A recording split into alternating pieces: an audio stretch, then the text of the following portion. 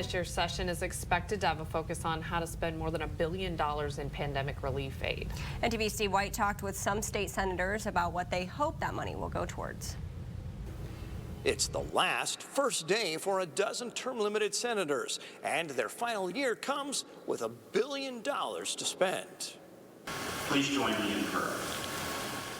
Before debate comes prayer, as lawmakers pause before policy becomes background noise. Define terms to harmonize provisions and to repeal the original section. This is where the real work begins, as bills are read into the record, starting a 60-day session where lawmakers must decide how to spend $1 billion in federal funds. It is a one-time game changer for us as a state. That's going to cause a lot of quibbling on the floor, if you will. Everybody wants a little piece of the action, and most of the time it's justifiable.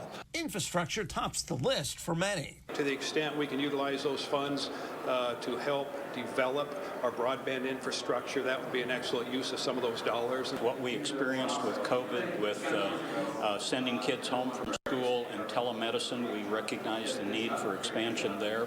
The senator who has worked most closely on broadband says it's not that easy. There's not enough labor. There's not enough fiber to go around. The fiber orders now are backlogged by about a year. The University of Nebraska seeks dollars for a new ag center in Lincoln and a new rural health center in Kearney. Some say those look like great projects, but want to consider hidden costs. I just want to make sure that projects are, sustainable, and that we're not going to create a burden down the road. Others say funds should be targeted to problems exposed by the pandemic. We had a big housing crisis in terms of people unable to pay their rent, which then, of course, means people get evicted. Housing is a common theme. Rural workforce housing, I think, is an area that I think we'll have universal support for.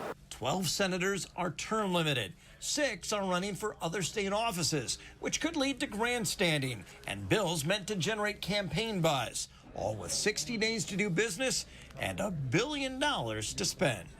Senator Friesen says there are already more requests than there are dollars. Reporting at the state capitol, I'm Steve White.